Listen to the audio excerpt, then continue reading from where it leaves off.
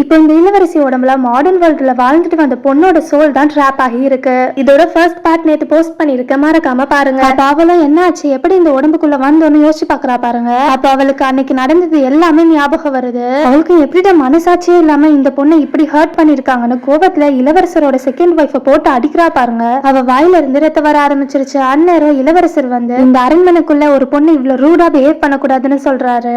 அப்ப இவளும் கோபத்துல அவர்கிட்ட உள்ள கத்தி எடுத்து அவர் முகத்திலேயே வெட்டிடுறா.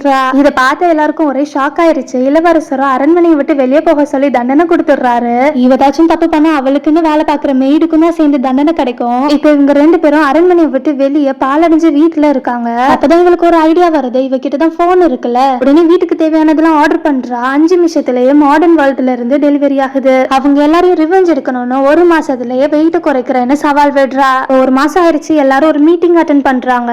அப்போ அந்த நாட்டு ராஜா, அதாவது இளவரசரோட அப்பா, எங்க உன்னோட ஃபர்ஸ்ட் வைஃபை காணோம்னு கேக்குறாரு.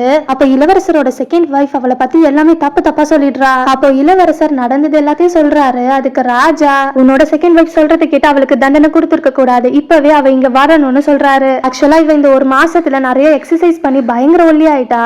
இப்போ அந்த மீட்டிங் அட்டென்ட் பண்ண மாடர்னா ஒரு ஃப்ராக் போட்டுட்டு வரா பாருங்க. எல்லாரும் ஸ்டன் ஆகி பாக்குறாங்க.